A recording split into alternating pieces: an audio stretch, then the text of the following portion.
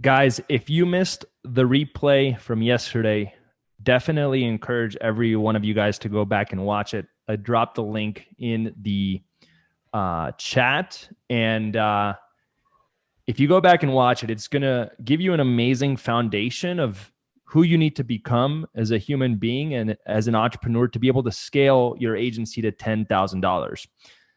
If you do not go back and watch that, you're going to miss a few extremely key components to helping you hit that 10K mark. So with that in mind, who has not seen it? Drop a 1 below if you have not seen it. If you have not seen it, drop a 1 below. Okay, so there's definitely over 10 of you guys, over 20 of you guys. Cool. What I want you guys to do is after today's call, go back and watch it because we talked about how this 10-day workshop is going to play out, what the goal is. And then we really dove deep on who you need to become and how you need to level up first as an entrepreneur to be able to then go out and execute on everything that I'm about to teach you guys over the next 10 days. So with that in mind, if you did miss it, I'm so sorry, but we're going to have to keep going with day 2. I can't repeat day 1, but day 2 is all going to be about niche selection. So regardless, it's going to be super valuable no matter where you're at. And that being said, let's dive in. If you guys are ready, drop a 1 below, show some love, and let's do this. Hey, how many of y'all did the homework from yesterday? For those that were here, actually. Did everybody, you want to show it? You want to show it? Oh my God, nice. Look at all of you. Got a lot of action takers in here, Joel. That's what I love about this community. There's a lot of people that do the work. Jason's got it framed. Okay, I just wanted to see the Did it help? John, did it help for you? See, John showed me his, well, now he's frozen. Who isn't frozen that did? Oh, John's back. Who did the homework? Yeah, man, it was extremely extremely helpful, but it made me get real, with myself. And like you guys had said, to actually physically write it out, it brought it for some reason. It just played this game with your mind. It just brought it to a whole other level of accountability. And yeah, it was killer, man. Great stuff. Love it. Thank you. Great to hear. Sweet. All right, guys, here we go. Day 2 is all about niche selection. Now, all of you guys want to know how to pick the perfect niche. I know every single one of us has asked, which niche should I go after? And today we're going to break down everything that you're ever going to need to know about picking the perfect niche to scale your agency to a whole new level. Specifically, we're going to go over everything you need to know before picking the perfect niche. Then we're actually going to go ahead and pick your niche. And then I want to talk about 3 things that I think are really important. Should I go into a niche that's saturated or not saturated? Because everyone talks about that. I'm also going to ask the question, what would Joel do? And I also want to talk about when you should switch niches, because a lot of us go into a niche and then we don't commit like we talked about yesterday. So I want to set some really clear guidelines on when you actually should and when you shouldn't. There are a few cases where it makes sense. Most of the time it doesn't, but there are a few cases where it does, and we're going to break down those specific scenarios. Now, if you're ready to dive in, drop one final 1 below, and let's get started. So everything you need to know before picking the perfect niche. First things first, this is the most important lesson. There is no perfect niche. Guys, I'm sorry to break it to you, but the reality is that every niche sucks. Okay? There is no perfect niche. Not chiropractors, not gyms, not e-commerce, not roofers, not water damage, not anything else. Every niche sucks. The sooner that you guys can accept this, the sooner that you can start operating from a place of truth and start leveling up to make your niche amazing. The reality is that every niche sucks, and finding the perfect one is not going to solve your lack of entrepreneurial abilities. The key is to pick a niche, commit to it long enough to make it work for you and for you to level up so that the niche works. Hey, Joel, real quick, can we talk about that rule that we said yesterday? I know we had like 20 rules. Which one? You got to stick to one goal for 6 months. That rule. Yes, guys. The 6-month contract, obviously you guys all went out and filled out the contract, but I truly believe that you should pick one niche and stick to it long enough so that you can actually level up and make the niche work for you. Because again, the reality is there's no perfect niche for you guys to select. And the other truth is that your niche is not going to solve your problems. You're going to solve your problems. So instead of trying to just pivot to a new niche to make things easier for you, you should ask yourself, how can I be better and make my niche work for me? I almost gave up on chiropractors as a niche because I thought it wouldn't work. And now we have over 100 chiropractor clients. And for every single niche, there's people doing big numbers. So that should tell you more than anything else that the niche is not the problem. The problem is always you. That's the first thing you guys need to know about picking the perfect niche. Like I said, rule number 2, don't find a better niche, become a better entrepreneur. The way that we make niches not suck is by being better, by learning to solve more problems for the niche, by learning how to sell to a niche even if they're broke, by learning how to sell in a niche that has a lot of money but a lot less people in it, like surgeons, for example. Instead of trying to fix the niche by switching or by finding a perfect one, we should look towards leveling up.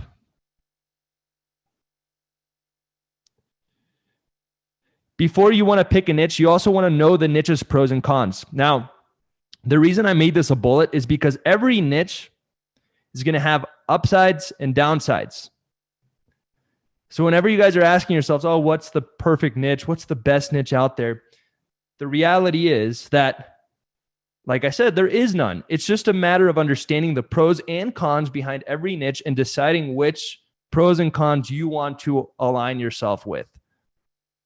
So I'm going to give you 3 examples here. In real estate,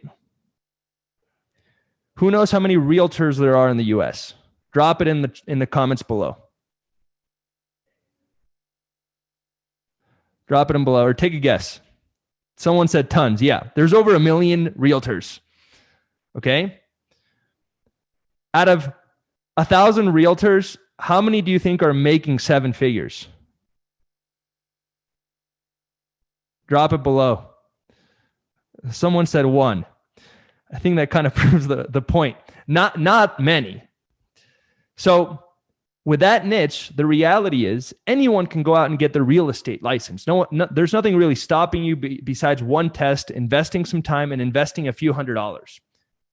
So with that in mind, the upside of the niche, the good thing behind the niche, the pros behind the niche is that it's so easy to get booked appointments because you never run out. Even if you and 5 friends launched a real estate agency, there would still be thousands more realtors to target that you haven't personally reached out to or them. The downside is that because there's a lower barrier to entry, they don't have as much money. It's more of a broke niche. So easy to get appointments, harder to sell and retain because they don't have a lot of money. It also attracts a lot of people that want to become entrepreneurs, which means that you're dealing in it's a baroque market. You're not talking about doctors and lawyers here. We're talking about people that want to quit everything they're doing and start a new path for themselves. You're rarely going to see that in the professions like surgeons or attorneys. Now let's go through another example. Surgeons. Do you guys know how many plastic surgeons there are in the US? Let me less than $250,000, I would say. Oh, maybe way less than that. Maybe 100,000. I think there's way less. Let me look it up. Okay. Check this out. American Society of Plastic Surgeons comprises 94% of all board certified plastic surgeons in the US. Has about 8,000 worldwide total. Out of all those, let's assume that 2/3 actually own and operate their own practice. So let's say 5,000. So guys, there's only 5,000 surgeons. Now, they have a lot of money. It's a wealthy niche, but now it's going to be a lot harder to get appointments because you can't easily advertise to them on Facebook. It's like who here has ran ads for a local business in a tiny, tiny, tiny population town of like 2,000 people? Drop a 1 below if you have, drop a 2 if you haven't. If you like really, really small population. Okay, a lot of you guys haven't, but I'll tell you what, I've done it, and it's super hard because it dries up so quickly. After like a week, you've already hit up the whole town. It's done. So in niches where there is a lot of money because there was a higher barrier to entry, it wasn't as easy to go and become a plastic surgeon. You had to be talented, smart, then you had to invest in 8 years of education, then you had to pass. Then you have to be certified by the board. Then you have to open up a practice. All these things needed to come in place for you to become a surgeon, which means that there's going to be less of them. So even if they have money, it's going to be harder to get appointments. Pros and cons. I'll give you guys one final example, something more along the middle. Chiropractors. There's between 30 to 50,000 chiropractors. So it's not quite a million like realtors, and it's not quite 8,000 like plastic surgeons. Now, it's kind of at a sweet spot because they do have money. There is a barrier to entry, and there's enough of them to reach out to. But that creates a whole new problem. It creates the problem of saturation. So it means that you have to innovate very, very, very often. And you have to come up with new offers and new strategies. And you don't have to do that with a niche like plastic surgeons. But with a niche like chiropractors, you're going to have to be innovating very, very, very, very quickly. So the whole point of this, guys, is that every niche sucks and has pros and cons. And the key is that you should understand your niche's pros and cons and then enter that niche. Does that make sense? Drop a 1 below if it makes sense, if this is resonating with you. Joel, can you show those slides over just so we can look at all three, the scenarios you talked about? So you have easy appointments and broke. You have plastic surgeons, hard appointments, but they can afford the services. And then you have chiros where there's too many of them and too many of us on top of that. The point is, no matter how you skin the cat, you're going to end up with pros and cons. It's not going to be perfect. There's no perfect niche, guys. That's really all I'm trying to prove. Every niche has an upside and every niche has a downside. If we work with roofers, broke niche, but there's over 100,000 of them. And it's a growing niche. If we work with gym owners, it's kind of like chiros. If we work with med spas, it's kind of like surgeons. But again, guys, the point is simple. There's no perfect niche. And if any of you thought that I was just going to come here today and just tell you what niche to pick, then you've definitely not met me before or consumed any of my content, because I'm not here to tell you what you want to hear. I'm telling you what you need to hear and really educate you beyond just spoon feeding you an answer that's only going to serve you for the next 30 days and then leave you out in the middle of the desert to survive on your own. So I wanted to instead empower you guys with really being able to understand niches and niche selection as a whole, so that you can then go out and really think on your own as an entrepreneur and find the right niche for you. So another quick little point about before picking a niche, you want to play to who you are and your competitive advantage. If you have 30 family, if you have your entire family in the dental space and your dad's a dentist and your uncle's a dentist and you know all their friends, maybe it makes sense for you to play to that competitive advantage and cut the learning curve. If you've been a realtor for 10 years and you just wanted to start an agency, maybe it makes sense for you to go after realtors. If your family runs a landscaping company, maybe it makes, and you've been already doing landscaping marketing for them, and you already know how to do it, maybe it makes sense to go into that space.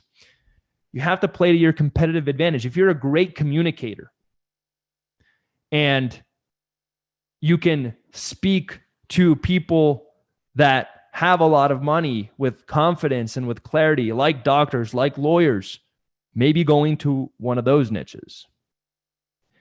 So you have to really play to your competitive advantage and who you are. I'll give you guys one example, and I talked about this yesterday. I had a member inside of my coaching program who would show up in a two-piece suit. He would be wearing a vest every single day, Monday through Friday. Guys, check it out. I'm wearing a sweater. This guy would show up in a vest to a Zoom call, and he was going after landscapers. I told him, dude, you're in the wrong niche. A landscaper is going to laugh at you. I'm sorry. It has nothing to do with you, but maybe work with lawyers or financial service providers or accountants or any niche that maybe isn't landscaping. So play to who you are, right? Don't try to be someone you're not. Let's keep going. Give us a one if that was helpful, guys. We want you to interact with us. Give us feedback of the takeaways that you're getting, okay? Put your questions in the chat. We'll get to it at the end of the call. Yeah, and guys, we only have 2 more points, and then we're going to dive into what I actually look for in niches. So with that in mind, final 2 points for you guys. You got to pick one and stick to it for at least 6 months. It's a non-negotiable. And by the way, if you're working with mortgage loan officers and real estate agents, that's 2 niches. If you're working with real estate agents and real estate investors, that's 2 niches. If you're working with chiropractors and physical therapists, that is 2 niches. Dental and orthodontist, 2 niches, guys. So pick one niche and stick to it, because like we talked about yesterday, the amount of effort that's required to really master a niche, start getting great results, and break past that initial, past that initial 10 feet off the ground, like we talked about yesterday using the rocket ship example, requires so much effort, so much focus, so much intensity. So you can't have split focus. And then the final point, guys, you have to pick one in the next 24 hours. What was the very first slide yesterday? We talked about taking the first step. If you don't go to the gym and shoot the basketball, we can spend hours learning about niches, but at some point you got to just pick one. So I'm going to give you guys 24 hours to pick your niche. 24 hours to pick your niche. It's good to think about it. Maybe do some pros and cons lists. But at the end of the day, accept the reality that every niche sucks and that the only way that it's not going to suck is by you getting better. And you can only arrive at that outcome if you just pick one and move forward. Hey, just to be really clear with everyone, the reason why we wanted to do a workshop versus just another, we could have shot a bunch of videos and loaded up into a membership thing and threw it at y'all, right? That could have been much more convenient and easier. No scheduling issues, no post issues, no nothing, right? But the reason why we wanted to workshop is so we could make decisions together. Decisions that's going to move your business forward. Decisions that I've made in my past, Joel has made in my past, other top agencies have made in the past. Even here at high level, at the agency, we pick niches. We do, right? So the reason why we do a workshop setting is so that you can take action and actually make decisions. That's the main number one goal, is to keep each other accountable, make decisions. By end of the 10th day, you should have a machine ready to blow up and take this rocket ship up. I just want to reiterate that. The point of a workshop is to do this together, just so you guys know. Any questions before we keep going? Oh, I see a lot. Whoops, I did not see those on the side. Jason said, basically, if your niche sucks, that means that you suck and you just need to get better. That's exactly what it means. And the fact that there's people that have mastered the niche goes to show that the problem is not a niche problem, it's a you problem. Unless you're in some crazy niche. Like, there's obviously outlier cases. It's not black or white. But nine times out of 10, it's probably a you problem, not a niche problem. Let's see. Someone asked, this is a really good question. Someone asked me, what are your thoughts on architects and interior designers? The reason why this is such a good question is because you're asking the wrong question. And it's going to be a really good example for everyone. The right question is, what are the pros and cons for interior designers? What are the pros and cons for architects? Are those pros and cons the ones that I'm willing to commit to for 6 months? Do they align with who I am? Do I have competitive advantages around those pros and cons? So I am neutral about every niche. I don't think any niche is good or bad. I think we have neutral niches and good and bad entrepreneurs. So thank you so much for sharing it. I would just rephrase the question to, what are the pros and cons behind those niches? Do they align with who I am and my competitive advantages? Or is there another niche out there that aligns more with who I am and my competitive advantages? And am I willing to live with another niche's pros and cons just a little bit more?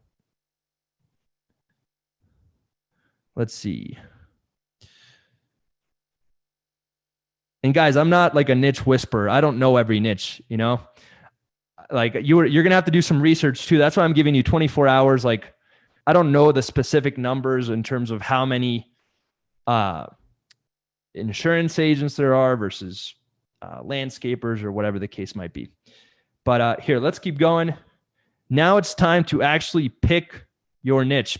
Here's kind of what I'm looking for. So now that we talked about everything that you need to know before picking the perfect niche, let's talk about what I actually look for in a niche. These are, let's call them proven principles. Let's call these the proven principles. Whoops. Let me just bring this down. Cool. So these are things that I'm looking for no matter what when finding a niche. First things first, the more businesses there are, the better. If your market is capped at 1,000 people, it's going to be harder.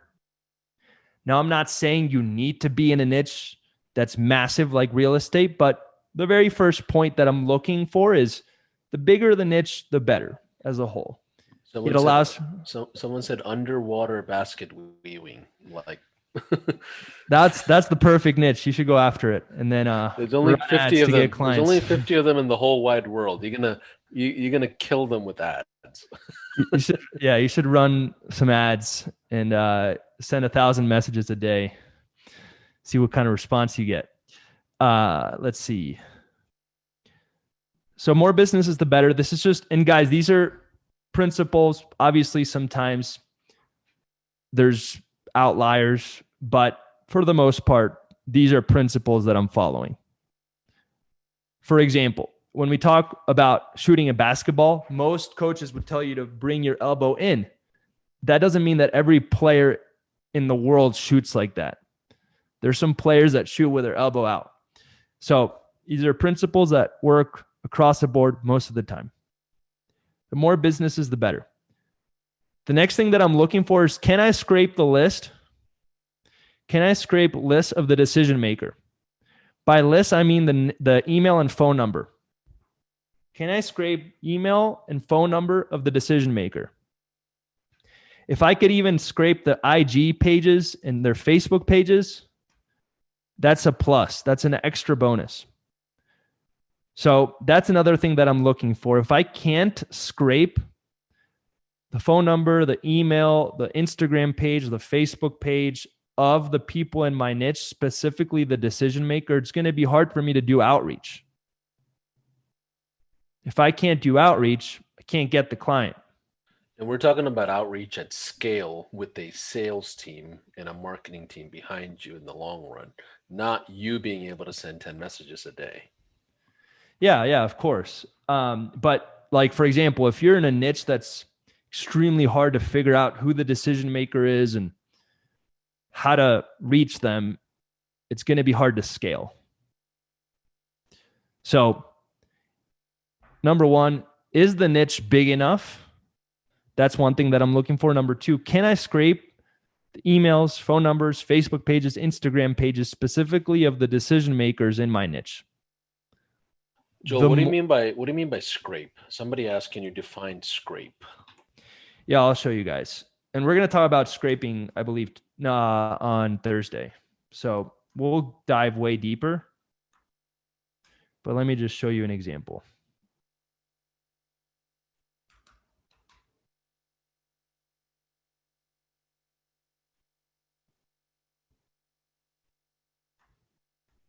I just got to pull this up.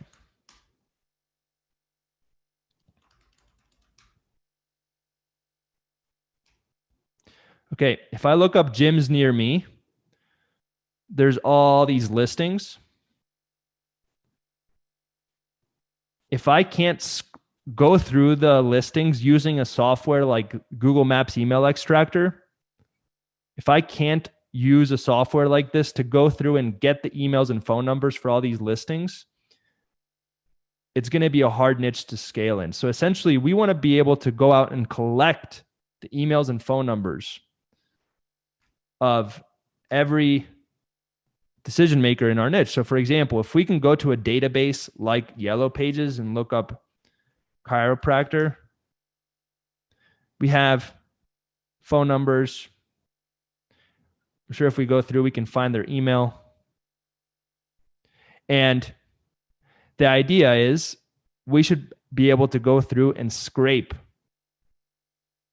all these people. And by scrape, I just mean collect their emails, phone numbers, and as a bonus, if you can collect their Instagram pages and Facebook business pages, that'd be great. But if you can't do that, it's going to be really hard for you to then do prospecting and reach out to them. Does that make sense? Whoever asked that question? Hopefully that helps.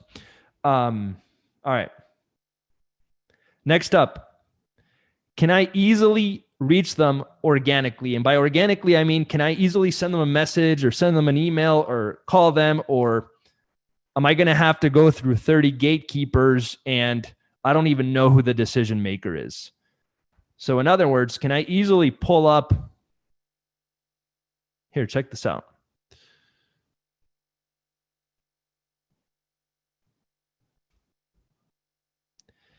I just pulled this up based on one of the results. I could even go to another one. Okay, Lehigh Athletic Club. Facebook. Give me a sec.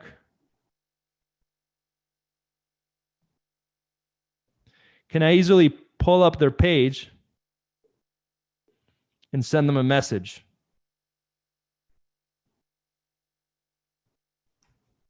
Hey, Joel, can you do me a favor and click on more on that same Facebook page and go to the About page? Sometimes you'll even see the owner's actual email that they created this page with listed. Info at, sometimes you'll see the owner's name there instead of saying info.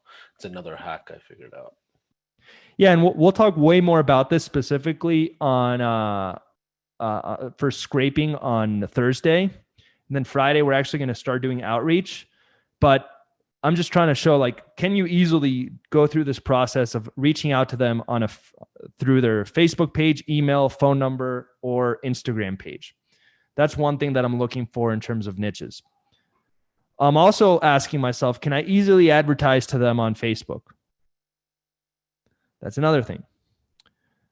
Besides that, the big things that I'm looking for when looking for niches, I prefer personally going after proven niches that have people that have scaled to 7 figures. And the reason why is because I want to be able to build a support network of people in case I get stuck. And I want to be able to ask for help. And if it's already been done, it's going to be a lot easier to replicate. And again, we're not trying to be pioneers and build a rocket ship to Mars. We're just trying to build a marketing agency. It's very simple. Like I said yesterday, people pay us money. We do some marketing. So I'd rather follow in someone's footsteps rather than recreate the wheel from scratch. So one of the things I look for is, has this niche been scaled before by another agency to 7 figures? This is kind of a bonus. Is it easy to get results for them? If you're advanced and you're really good at marketing, it doesn't really matter too much. But if you're brand new, this is a big bonus. Is it going to be extremely complex to get them results, or is it going to be simple in terms of being able to run ads, set up high level, to do some nurturing and to do some reactivation campaigns, and that's it? And then the last piece,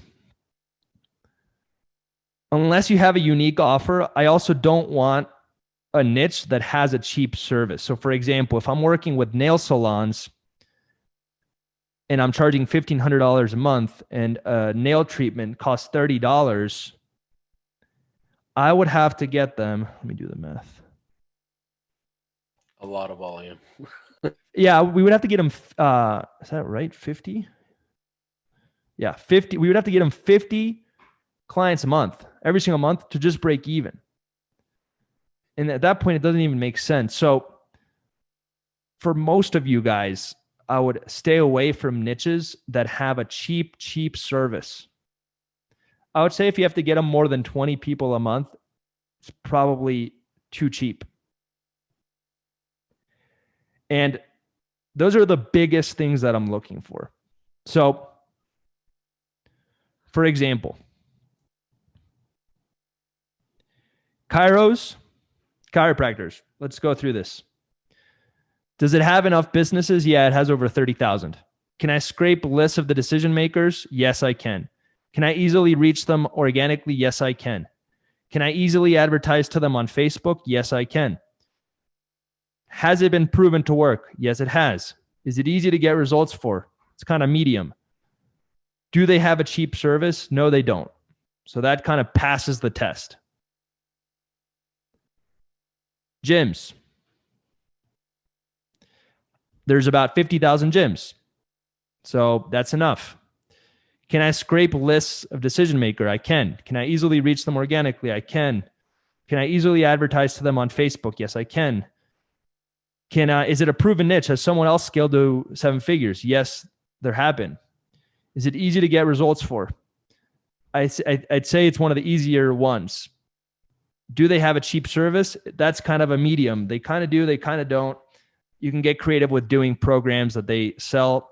But like I said, every niche has pros and cons. You're going to have to deal with it. There's no perfect niche that for everything this is perfect. That being said, you're looking for niches that, for the most part, align with these things right here. So a few examples, like roofers pass the test, med spas, orthos pass the test. Things like e-commerce, they pass the test, but it's more advanced. So you're going to have to be really good at media buying and have that skill. Like I said, that one is hard to get results for unless you're advanced. Same with things like wedding venues and water damage and beauty salons. I'm not saying they can't work. You're just going to have to be more advanced. So guys, I know I just talked a lot, but to break it all down, this is what I'm looking for in a niche.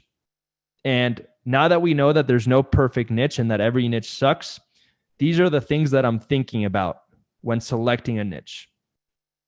Are there enough for me to actually sign up as clients?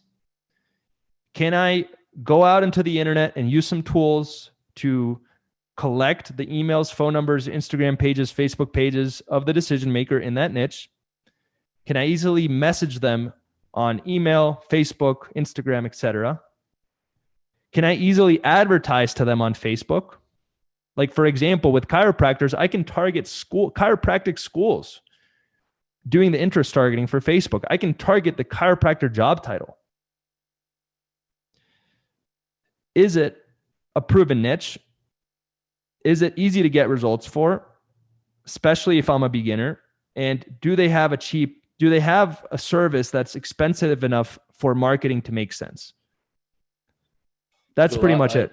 Joel, I love this. This is one of the first things I noticed that you kind of gave a different advice than most, right? You kind of welcome the saturation to a certain level, right? To the grace, right? Can you talk about saturation in general, or is that what you have planned next? I don't want to get too ahead of myself here. Yeah, I have 2 slides on that. So let's do it. Cool. So guys, if you go into a saturated niche, so in other words, by saturated, we mean one where there's a lot of competition. I don't mind that. I truly believe that if you go into a saturated niche, it means that there's money. It means that there's going to be a lot of support. The only caveat is that it's going to require you to just be better and level up. But there's also more at stake. There's more to be won. So if you want to win big, you got to play in the major leagues and level up. So some of the things to keep in mind, if you go into a niche that is competitive, you're going to be able to get support. It's going to be proven to model.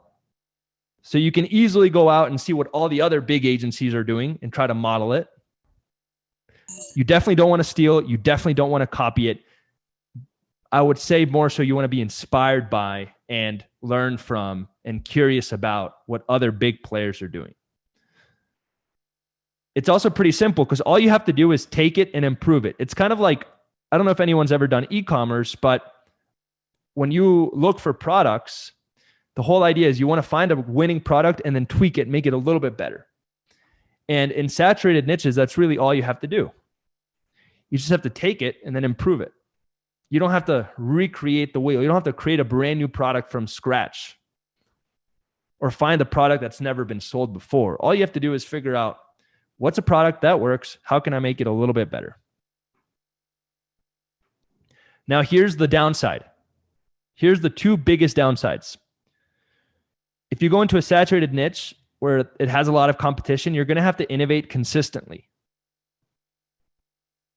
With a lot of really talented people in the marketplace, you're going to have to figure out how to be better all the time. How do I become better? How do I become better? How do I become better? It never stops. And there's also going to be a longer ramp up period. Getting through that initial hump is going to take longer because you're going to need even more momentum, even more focus, even more intense energy to build momentum. So when we compare that to a niche that no one's ever been in, it's going to happen really quickly. Now, if we look at unsaturated niches, here's the benefits. If you go into a niche that's never been done or very few people are in it, For example, I have a client that's in the water damage restoration niche.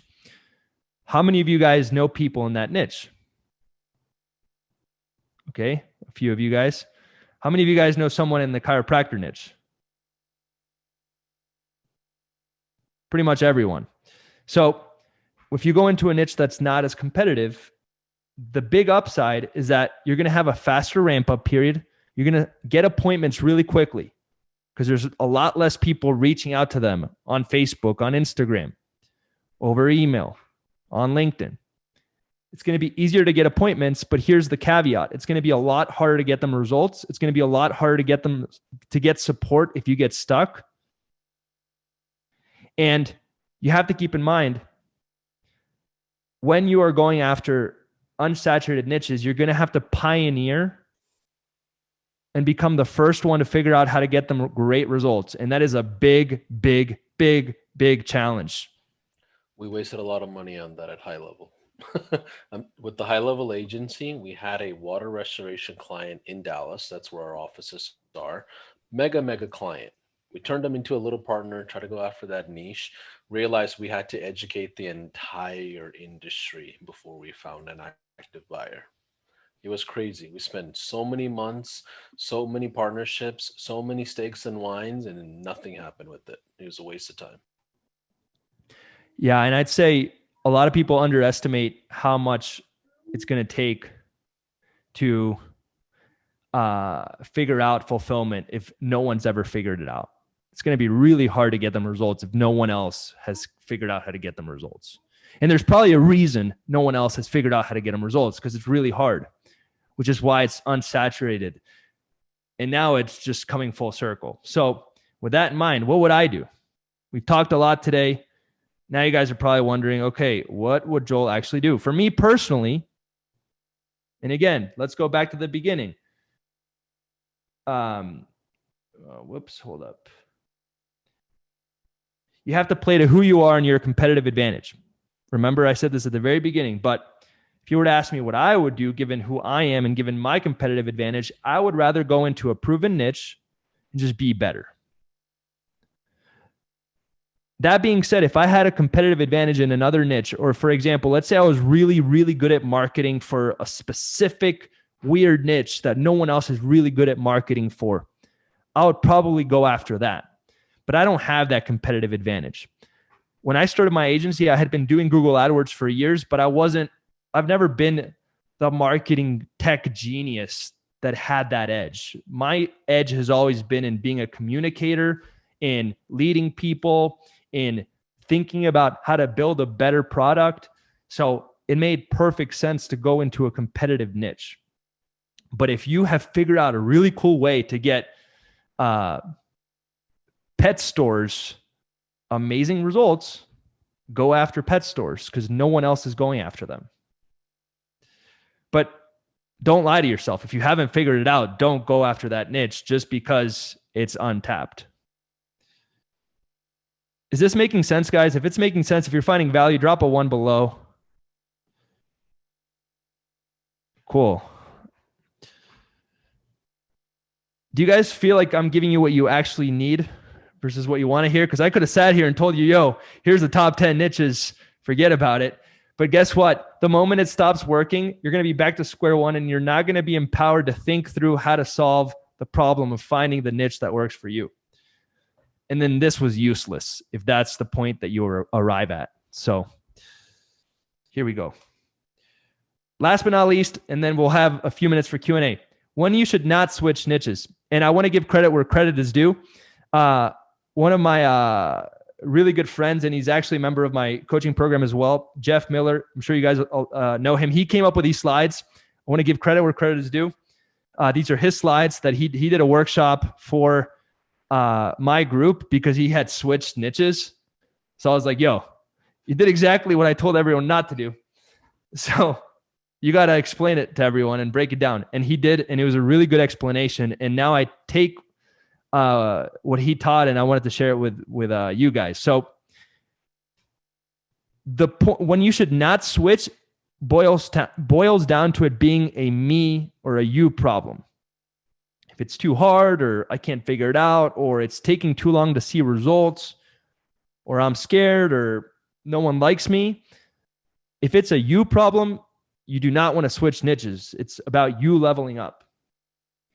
The only time where you should switch niches is if the culture of your clients is not you. So again, think back to the person that would wear the vest and a tie talking to a landscaper that's dirty from working outside all day on their phone on the road. Like, if your culture is not in alignment, that should be a sign for you to switch niches.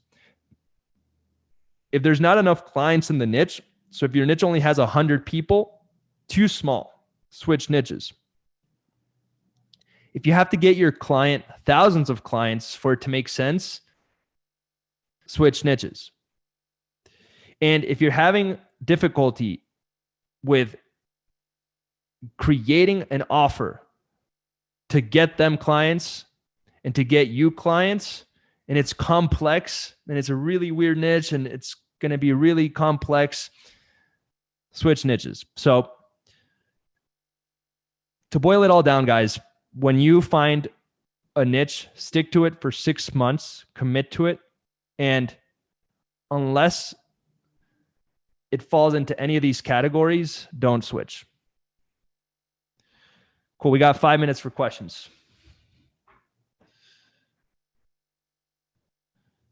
What are the proven niches? I talked a little bit about it, but the way to look for proven niches is to see, hey, has anyone actually scaled an agency in that niche? So let's ask ourselves the question, has someone scaled an agency to 7 figures in the chiropractic niche? Has someone scaled an agency to 7 figures in the roofing niche? Has someone scaled an agency to 7 figures in the orthodontics niche? The answer is yes. If we go after, like, there's definitely some where we don't know for sure. There's a lot less people.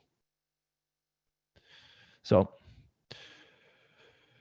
someone asked about seasonal niches like roofing, solar. Tax is a seasonal one that struggles sometimes. Pros and cons. They also are going to be extremely solid buyers during summer seasons. One of my business partners, Sergio, scaled his roofing agency, rolling revenue to over 7 figures. And during the winter, he just has a winter game plan. He sells things like SEO and he sells things like coaching during the winter and tells them, hey, it's now time to buckle down and think more long-term and take action when no one else is taking action. When everyone else is taking their foot off the gas pedal, we're going to press down and play long-term. So again, there's no good or bad niche. There's good and bad entrepreneurs. And it's just about understanding your niche's pros and cons. Hey, Joel, I have a question for you, buddy.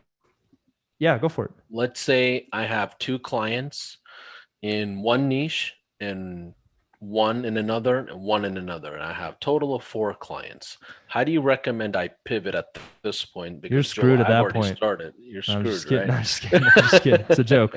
It's a joke, guys. What to do in that scenario? I'm a when in route, go the revenue route. So I wouldn't let go of your clients, especially if you need the income. I never recommend that. But in terms of when you're focusing your efforts to grow the agency, pick one and stick with it. The one I would probably pick out of all those niches that you're working with is the one that you can get the best results for. And I wouldn't let them go. I would just build on the one niche that you select.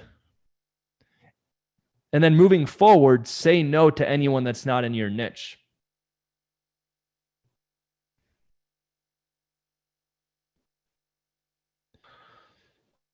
Let's see. How many of y'all found this valuable? Give us a 1 if this was like really giving you some clarity. And I know a lot of you in here, you guys are doing well over 50K months, 10K months, 100K months with some of you, but you still going back to the fundamentals. I would love your feedback on what are you really taking away?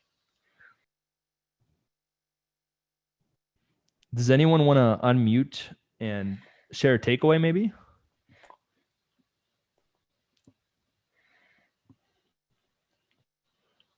Or maybe not. Justin. I'll go ahead and hop out there. I mean, for me, it's just it's the mindset. Like I missed first the day one, but I'm gonna definitely go back and watch the YouTube. But today was just getting the mindset, like wrapping my mind around just attacking that one niche, focusing on that one niche.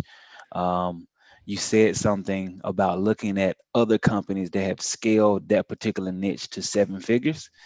And you said just kind of looking at that and modeling something after. So for me, it was like R&D, rip off and duplicate. Don't take what they have, but just kind of, build from that. So this was helpful. Yeah, this is a question most coaches shy away from, but I love to tell my clients to ask it because it's empowering them. And the question is, how can I take everything that Joel is doing and beat him? That should be your approach. Problem is most other coaches want you to depend on the coach that you continue paying them. So they don't want you to beat them. But if I really care about you guys, I would tell you to ask yourselves the question, how can you take what Joel is doing or whatever the leaders in your industry and your niche are doing and beat them? And again, I really like the e-commerce example. You can go and find a product that's never been proven to work and revolutionize the industry forever. But that's going to be a lot harder to do versus just finding a product that's proven to sell and just figuring out how to make it better. So that's kind of and again, it's not black or white. There's definitely some outliers. There's going to be one of you guys in here that does figure out how to build an agency in a brand new niche. But for most of us, that's not what I would recommend. So. Thank you. Let's see. Oh, also, let's end on this note for today. And then I have to run Paulson. But really powerful word. I call it the 7-figure word. If you guys learn how to say it, you're going to scale to 7 figures, or at least increase your chances of scaling to 7 figures. The word is no. So after you pick your niche, learn to say no as much as possible to every other niche that's going to come your way. And something really weird happens when you start succeeding. You start getting a lot of opportunities. I don't know why. It just happens where as soon as you figure out something, it's like all these other niches come your way. I don't know why. It's very weird. It's like business is trying to test you. Like the business God is just saying, hey, are you capable of not saying yes and being tempted by your desires? You got to learn to say no. So you don't have to let go of all of your clients, but you definitely have to say no to future clients that are not in your niche. And if you really are feeling like you want to go all in, I'll tell you guys one story. Sergio, who I've mentioned a few times, he's my business partner in our coaching program. He also has a 7-figure agency. He dropped $40,000 worth of clients to go all in on one niche. You definitely don't have to do that. That's just Sergio. But that goes to show the level of commitment required to making it work and scaling, because he was driving himself crazy trying to figure out how to service all the different kinds of clients. And he eventually said, you know what, screw this. I'm firing all my clients that aren't roofers and going all in. So. Hey, those of you that have questions, just do a raise hand on the feature on the Zoom, and I'll just go by order. Joel, I know you have to jump off. Feel free to jump off as much as you need to for your next calls and things like that. I'm going to stay on for like 10 minutes and answer questions that are maybe some things that are reviews from yesterday, kind of bring people up to par, and then I'll have the recording up. But appreciate you, Joel, in case if you have to go, okay? Yeah, I do have to run today, guys. Appreciate all of you so much. Hopefully you found today's session valuable. If you haven't seen day one, please go back and watch day one. And Justin, you said you love the mindset stuff. That's what we did day one. So go check that out. And tomorrow we've got offer creation coming up. So yeah. So before you jump off, Joel, what are the expectations that they have to come to the table with tomorrow? What are the decisions they have to make? You got 24 hours to pick a niche for the next 6 months. Yeah. So I would say figure out pros and cons. Here's what I would do. I would go through that little rubric of, let me see. I can try to send this to you right now. I have the slides if that's what you're talking about. Yeah, I can also drop it here. I would go through this and find 3 niches that align with those questions. 3. Then I would write a pros and cons list for all 3 and then pick one based on which one you feel like you can align with the most. That's it. And if 100%. You can't figure it out, flip a coin. You'll get down to 2 choices minimum. You could, right? I just got a dog. I just got a puppy, and I've been teaching him like all these commands with treats. You can put out a little treat. You can put 3 treats and put a niche behind each treat and see which one it goes to first. You know, at the end of the day, it doesn't really matter. Just pick one and level up and be better. So thanks, Joel. Anybody? So I see the first question here. Denise Burns, if you want to unmute yourself, let's go over it. Those of you that may have joined a little late, today's day 2, the replay from yesterday and the very first intro interview that we did is on the YouTube channel. Feel free to catch that as soon as we're done with the call. I'm going to stay on till about for another 10 minutes and we can just rapid fire. Okay. Denise, go ahead. If you want to unmute yourself. Hi. Hi, this is really cool. So I'm just getting started, like ground zero, right? And I'm all over the place, like, oh, maybe this, maybe that, maybe this. But what really resonates with me is ophthalmology, because my past life has been in medical, and like my specialty has been in ophthalmology, as something totally unrelated to marketing, right? Like the other side. But anyway, but what I'm finding is a lot of the ophthalmologists work with a medical center and they're not independent. Yep. Yeah. Is that, I haven't done enough research yet to decide they're not independent. Yeah, there's about 4 corporations that run that entire industry. It's unregulated. And those 4, I think the names are Landmark, Optica. I know a bunch of random information that's useless for myself, but anyways, that is a industry that is monopolized by 4 corporations. So literally all these retail spots, right? Their marketing is controlled by these large franchises. From when you look at Joel's rubric and our rubric on what qualifies that industry, it doesn't qualify itself that well for marketing, right? You can essentially run consulting where you're charging $10,000 and you're selling your time. It's not a scalable business, right? So, and the other thing is this: let's say you do get into a clinic that you're going to run marketing for. What are you going to be selling? Bunch of low ticket items, right? You're selling either treatment that's less than $1,000 or glasses and prescriptions around, $150 to $200. Ophthalmology, not optometry. Ophthalmology. Got it. So you're in the surgical side. You're in the surgical side. Yeah, surgical. I'm sorry. So like macular degeneration. Even them. You know what the problem with them is? They're part of a bigger group. They're not independently running. That's one issue. Yeah. The other is larger entities like a hospital system, right? Runs their clinical marketing. So they're still hard to get through for gatekeepers. So my misunderstanding on optometry versus ophthalmology, but even optometry, that's the same problem, right? So in your scenario, what I would do, Denise, is really do more research on an industry that you're gonna, I get it. I had the same problem, Denise. When I first got into marketing, I had spent almost 12 years in healthcare in radiology, and I went after radiology clinics. Got nowhere. Same thing. I got it's nowhere. It's the same structure then. It's the same structure. So the problems are, it's not easy to scale and get through gateways, right? And then it's controlled by larger entities like a hospital system or an insurance provider that throws in marketing. So it's a very B2B driven business. So that's why I say it's not that attractive for marketing agencies, right? Why do you think not that many people are in there?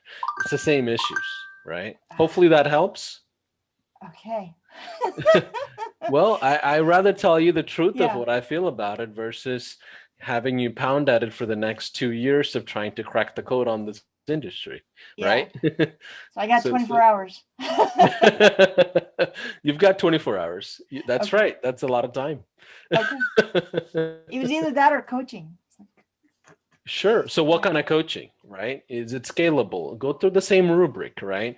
What exactly would you be doing? And there's a reason why we have these developed rubrics. This didn't just come out of the woodworks just because this morning we got, together on breakfast. This is from building multiple agencies, multiple businesses, right? Let me go through the next question. If anybody has raised their hand, I will go to you. Let's see. Thank you. Yeah, absolutely. Steve or Chambo, I see a thumbs up. I don't know if that's a raised hand or not, but if any of you have questions, unmute yourself and just ask. Let's just go through all of these real quick as much as I can. Let's see.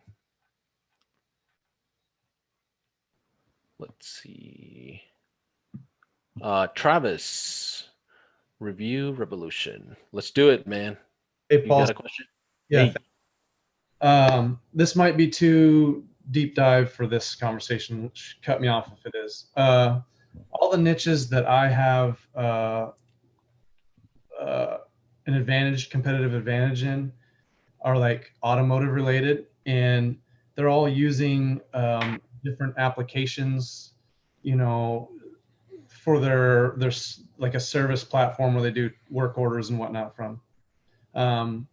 I've been racking my brain trying to connect my platform with all of these and get connections. Do you have a recommendation for someone who builds Zaps for APIs out there, like custom Zaps and stuff? None that I can think of out of the blue. Wrong. But do you have a question specifically on the niche selection? I guess not. I apologize. Okay. No, that's okay. That's okay. That's okay. So, I mean, if you want to put a post up on the Facebook group and somebody will reach out to you and gotta get you going. But that industry, that's one of their gateways. They will walk in with software, inventory control softwares. That's typically a standard that I've seen there. Let's see. Rudy. I see, Rudy, you got your hands raised, and let's go through your question, buddy. And if anybody else have questions, I'm going to take about 5 more questions, and we're going to call it a day. Let's see. Where are you, Rudy? Sorry. I'm here. I don't know if you can hear me. Yeah. There you go. What's up? Perfect. So there's this question about, there's some niches that have niches inside it. Like Cairo, it has like sport and also like family, you know, and we're in coaching, but it's difficult to decide if a business coach is the same as a life coach, right? Because you can do kind of like the same offer, but maybe you're just forcing an offer to be available for everybody. So if you go very specific, then you don't have that much coaches or business. But if you go very broad, then you have different, different kind of businesses. So just wanted to know, what do you think about, and any recommendations on that? Yeah. What I would do is not look at the macro umbrella. Mm-hmm. That's not the way you look at a niche. I don't ever go in and say, you know what, my niche is medical. Yeah. That's not a niche. Right? Yeah. My niche is not coaching. That's not a niche. Does that make sense? So you need to go granular and figure out your subcategories, right? What are the subcategories that have enough audiences? What are the subcategories? I'm telling you, one of the biggest mistakes we made at the high level agency when we were scaling it is going into an industry. So we got into water restoration, right? It was here in Dallas, and what we realized is we were crushing it for them, right? Okay, great. We've got some good results for this one specific avatar that maybe not that many people are in. And we go after it, and we realized they're not normal business owners. There's more regulation than we thought. There's insurance play. There is team lifting. There is outsourced sales. There is, a fulfillment problem because they could only fulfill in certain territories. And dude, I mean, I would say understand your niche well enough, but don't go into an industry that is not tapped yet. Don't be the first soldier out on the war battle zone. Like, you're just asking for trouble, especially, if you're new in business, not you specifically, but I'm saying anybody that's out there. If I'm at war, I don't want to be the first soldier that's going to go into the battle zone.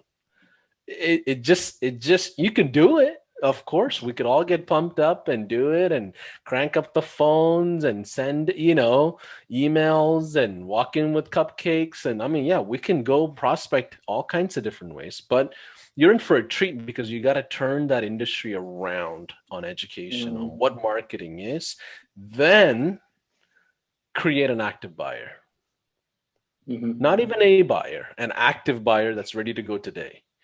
Right? Yeah, I'm interested. Yeah, let me know next month or next quarter or end of the year. I'll take a look at it. That's not an active buyer, right? So that's why I always recommend not going into an industry that's not saturated at all. Don't do the opposite. So in the coaching world, I see this happen quite often. People build coaching around their expertise. They don't build a coaching around the market and the economics of what the demand and supply is needed, right? That you need to understand your demand supply of what you're doing and then go into it. I had a lady the other day, she wanted to be a nutritional coach. And I'm like, well, there's weight loss people, there's fitness people, there's dietitians, there is herb life people, there's yoga people. Like if you ask me to buy, I don't know where to go. Right? So you got to really understand your subcategories, and that's going to get you closer to that decision. And there's no perfect niche. I'm telling you, there isn't. There's something that sucks about every niche, and Joel is right about it. Hopefully that helps, Rudy. Yeah, thank you for that, man. Let's see. My next person, I believe, is Island. What's going on, buddy? Hey. Hey, so I think like we talked about like some niches being too new. Now, what are your thoughts on niches like realtors? I mean, I think I tried mortgage loan officers for a little bit. And I think the one thing that I've seen pretty often is like, hey, if there's two niches that are super saturated are realtors and mortgage loan officer. And if you're starting brand new like me, maybe pick something else. What's your thoughts on that, Paulson? So I guess what you're asking. So by the way, there is no new niche. Like there's no new niche, right? That industry is already developed in most cases, especially in first world countries, right? So the question is, am I going to be new in a saturated niche or not? Right? That's the question that you got to ask yourself. So what are the two choices you have? What are your choice? What are you up against? So three were kind of like, one was mortgage loan officer, the other one was solar, and the other one was final expense. I think those are the three that I'm thinking right now. Got it. So solar, then you said real estate somewhere in there too. You got mortgage officers, right? Correct. So they all kind of fall in a similar category, right? They're all fairly saturated. They have high tickets. People invest into it. But I would just say eeny, meeny, miny, mo. There's no wrong answer. The expenses one, you said the financial expenses, right? Yeah, the final expense. The final expenses. And what does that mean? So that's basically like you're buying insurance against to protect any after against like your funeral cost and things like that. Got it. Yeah. Too far out there. Yeah. I mean, you had to explain that to me, and I know most of these niches, right? Yeah. And I think it was Justin. Justin, I don't know if you're on here. Justin was kind of doing something similar, and I told him the same thing. It's like Justin Knowles, by the way, if you want to connect with him. But it's the same problem. I have to educate that market, and nobody else. And it's not just education. You've got to figure out the fulfillment for that industry. Yeah. Right. That's I've seen a lot of CBD agencies come over to us and ask us for help because I'm like, oh, there's nobody else that's figured it out. Same thing happened in the stem cell world. When it first came out, all the agencies were struggling on fulfillment, right? So you don't want to be the first one there. So if anything, if I were you, I would do either loan office or real estate. Now, I'll go a little further. I can tell you, it's harder to put together an offer for a loan officer versus a real estate agent. There's regulation there, right? So go through that rubric. I promise every step has a reason. Every step has a reason, right? Don't skip a single one. And then I would lean towards it. Here's the thing. I don't want to choose real estate for you. I'm just saying, here's how you fish. Go create your bait and figure out what it is that you want to do instead of us just giving over a basket of fish. That doesn't help, right? So, and there's people that struggle in real estate, absolutely miserably struggle, right? And there's people that are building 8-figure businesses in real estate, right? Doesn't mean they're not struggling, but it's the same scenario, right? Let's see. Steph Burrell. Hello. Hey. No, okay. So I've been like today kind of was uncomfortable as well because yesterday was uncomfortable too. He's kind of hitting on those uncomfortable. Yeah, thanks. That's appreciated. All the nerves, and I know a client canceled on you yesterday, so I can't wait. Totally. I can't wait for you to crush it in like less than a week. Well, I've been in the real estate space I worked with a marketing agency, went under from COVID, and then I started taking on clients, doing my own thing, and I found How Level, and we were using all these tools putting together, and it's been great. But I never was myself in real estate. It was like I was hired because I'm a tech person into this marketing agency, and now I'm kind of creating my own because I happen to have worked in the real estate industry for the last 1.5 to 2 years.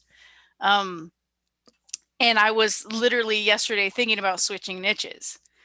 And so now I'm kind of confused. And I know you're just going to be like, just stick with it and stay for another 6 months, because I've been doing it for like 8 months now. And I think my only confusion is probably the offer, and maybe my questions will be answered tomorrow. Like maybe my offering might be a little off. So maybe I should just stick with a niche. I really just need you to confirm that I should just stick with the niche. Yeah, honestly, it's not the niche in real estate. It's the package and fulfillment that you provide, or your price points, or your marketing tactics. Right. I know a girl, I don't even want to mention names here because I know they're going to get bombarded. Fairly new in the agency space. She's in real estate. She, on average per day, she's onboarding 2 clients. Yeah, I know there's a lot of opportunity per day, right? Per day. That's some serious prospecting and sales. And she follows Joel's method. So, Steph, hang in there. Real estate is not the problem. Your packaging, your offers that we're going to go into over the next days. We're going to have you guys run paid campaigns for your agencies. You know that, right? That homework is coming, right? So this is a workshop. This is not a conceptual theory like, hey, rah, let's just throw a bunch of education stuff at you.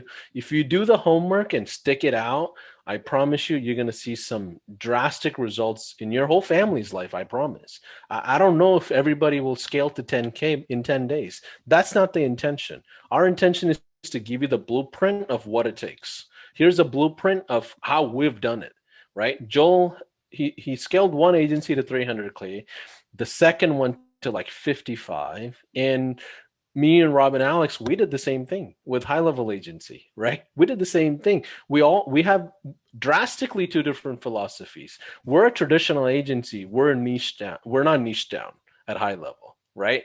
We did print media, billboards, TV ads, radio ads, production, Facebook ads, Google ads, SEO. I mean, dude, it was crazy. And I know the strain on what that was like to get to this point. We're already here, but to get to this point, the amount of difficulty versus when I see somebody leveraging Joel's method, within 2 months, they get to 45K a month, 75K a month. But I know what happens on the traditional side because that's what we did.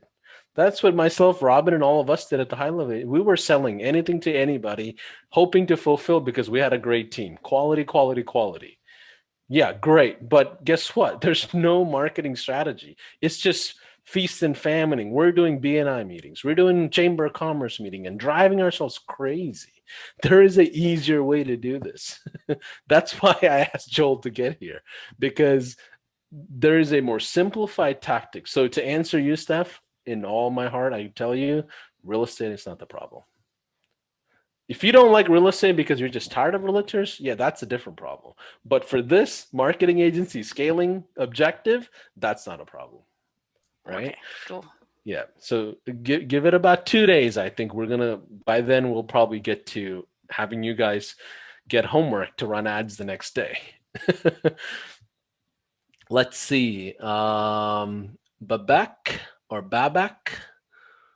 Let me Paulson. have you on. What's going on, buddy? How are you? Hey, how you doing, man? My man from Montreal. I remember from yesterday. Hey, that's right. I'm glad you remember. Out of the sea of people. Yeah, No thank worries, you. man. Thank you for everything you and Joel are doing. It's very valuable information. And I wanted your input on my current niche because this workshop made a question pop up in my head. So my niche, I'm in solar, right? And for me, this is obviously a good niche. But I saw the example that Joel gave, with the plastic surgeons, how there's only about 8,000 of them.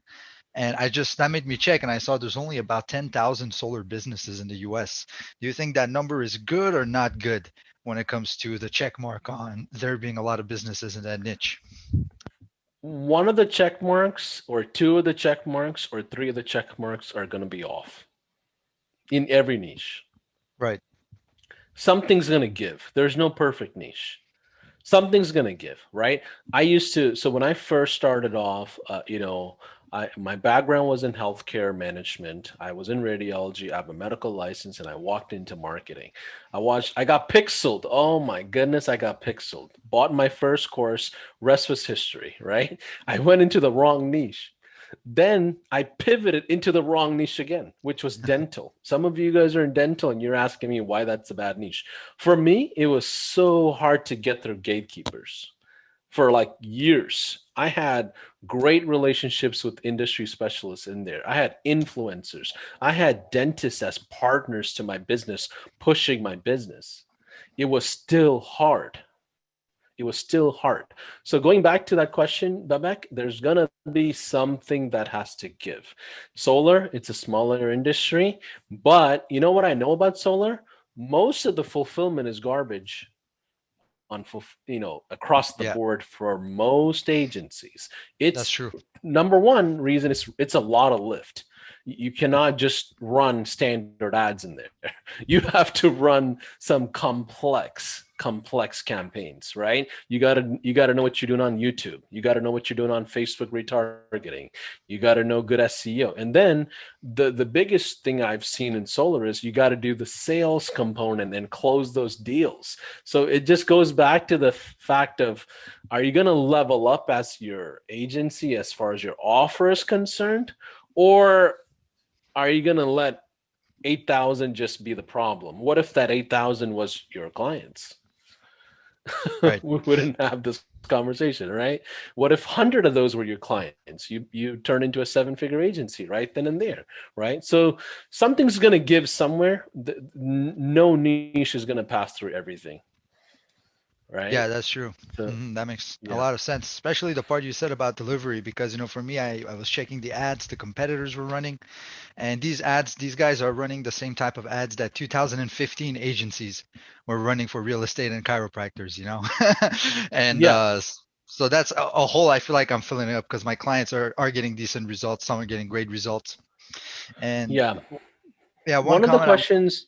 Before I forget, Babak, one of the questions that I ask myself before we enroll into a new niche or program, I want to know what kind of an entrepreneur am I going to be working with? And that's a big red flag for me in solar.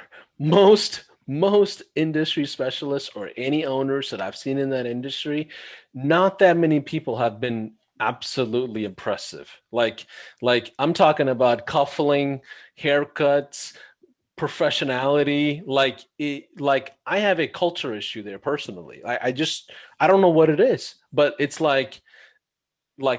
it's not, there's a certain culture there that you've got to be involved in, right?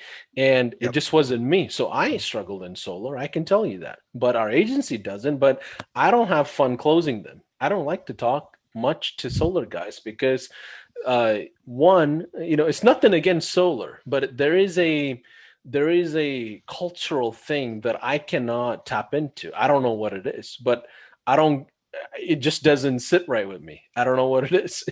It's like bar guys, right? If you're running a club and a bar, I probably won't be able to go dinner all the time and hang out. I just see it as a different crowd. And my parents taught me to stay away from, alcohol and drugs and all these things. And I would feel like I'm going to go down that route, So it's like, there's some things that you got to go through at a personal level and decide, is this culture going to relate with me? Am I going to be able to, if I cannot take a client to a dinner and my wife is not okay with it, that already is a red flag for me.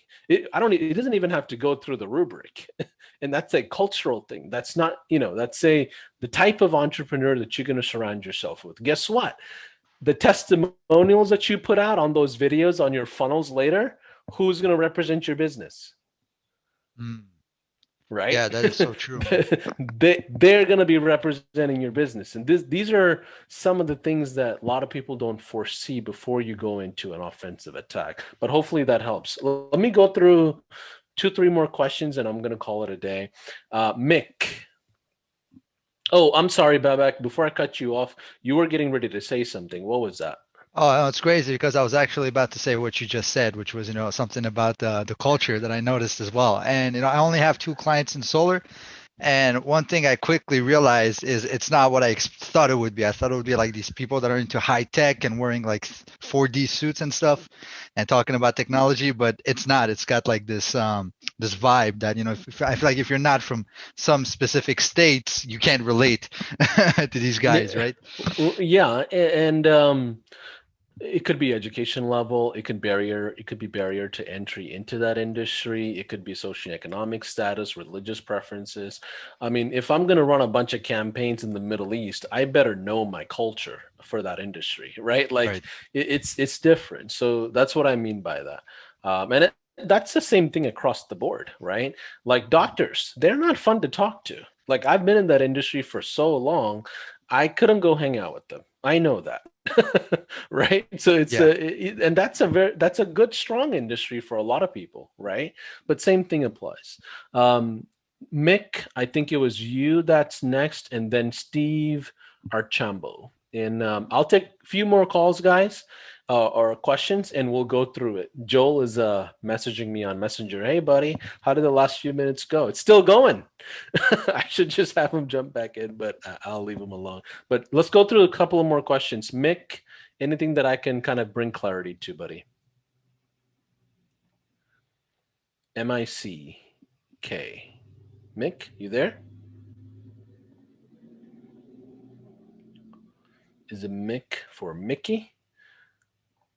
Man, I'm going to let you figure out the tech side. We're not able to hear you. And so far, we haven't had any audio issues. I'm going to skip over you, Mick. Come back to it. We're not able to hear you, buddy. Steve Archambo. Let's go through your question. Hey, Paulson, how are you today? Hey, I'm doing well. Fantastic. I appreciate you taking my call. Quick question for you. So I'm brand new to this industry.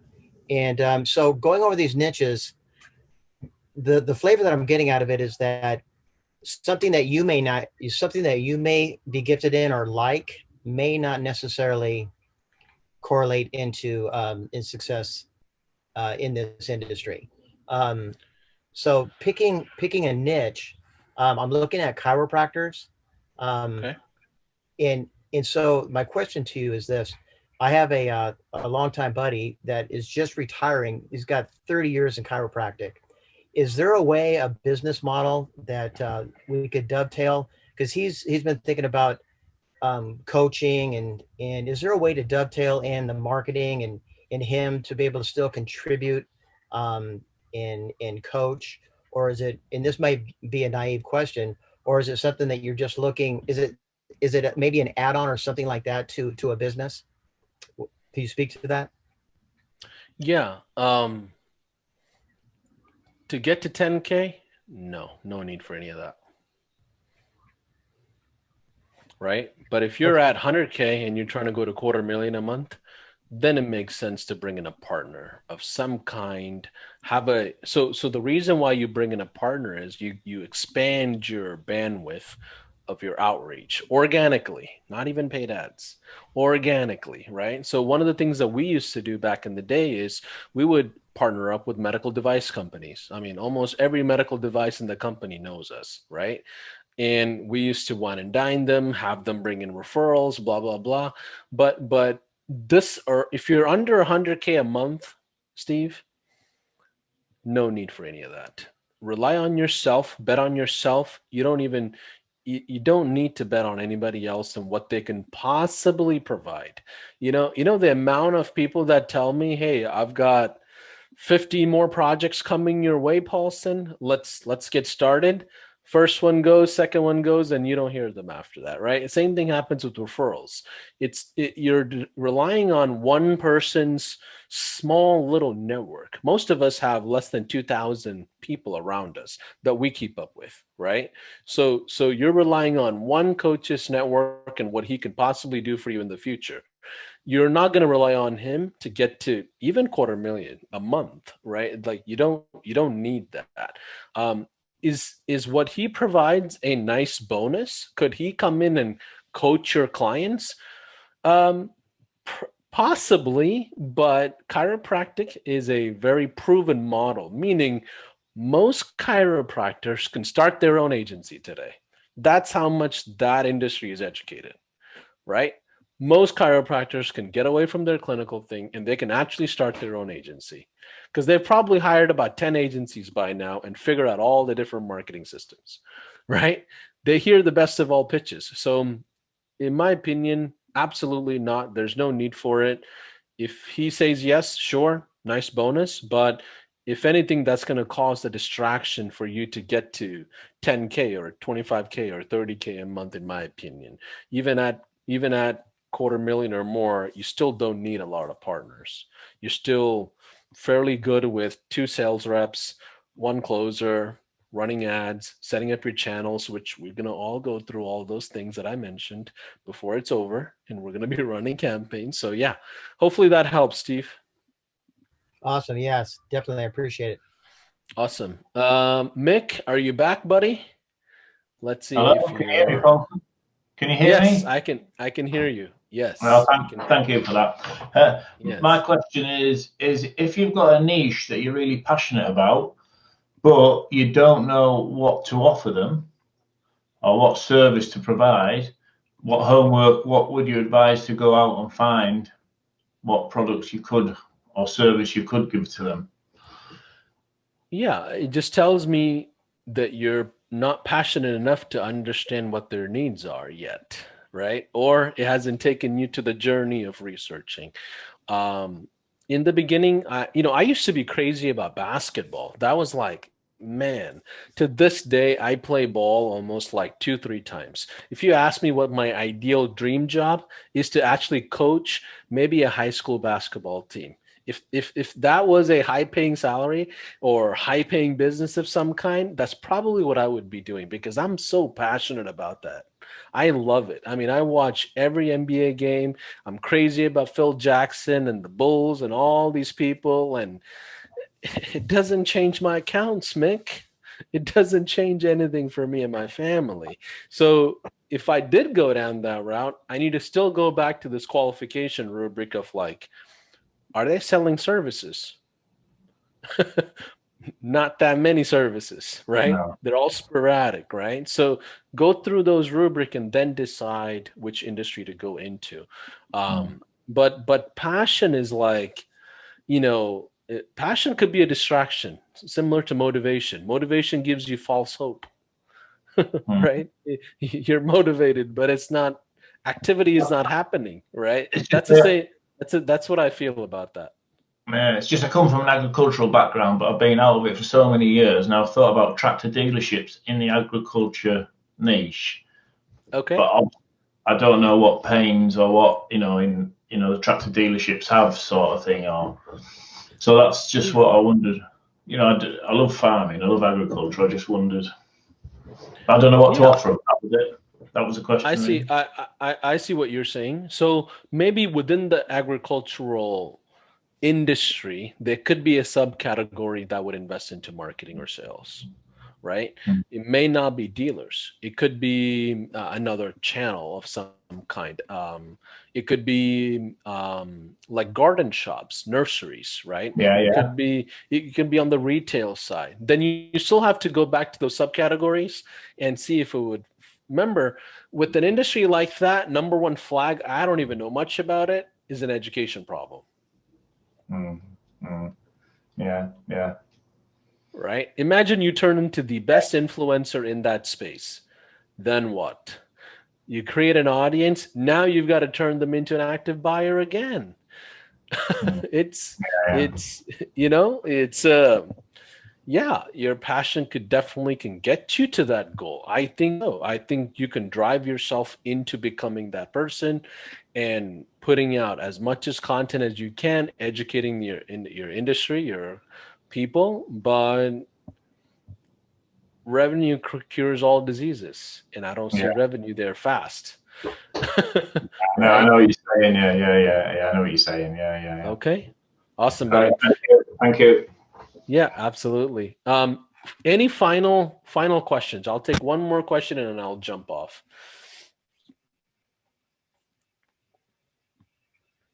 Let's see. If anybody want to unmute yourself, go for it. Yeah. Hey, Paulson. Where are the replays located? In the YouTube channel.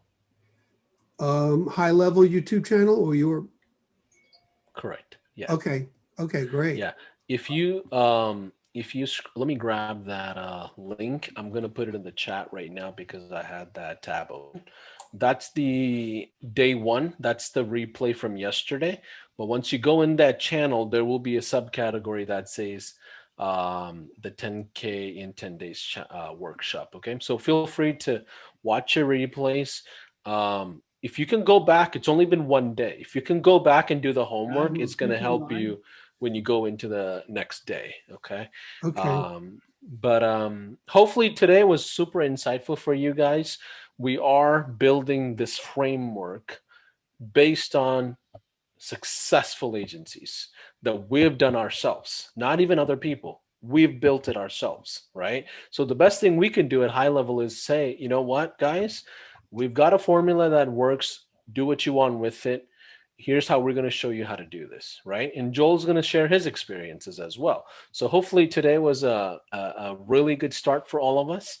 And I'll be in touch, guys. I don't want to drag this video on so it doesn't get too big and it takes too long to post the replays and all of that. If you have any other questions, just reach out to me on Slack or in the group, and I'll help answer that, okay? Have a good rest of your afternoon. The replays will be in YouTube channel. Bye-bye.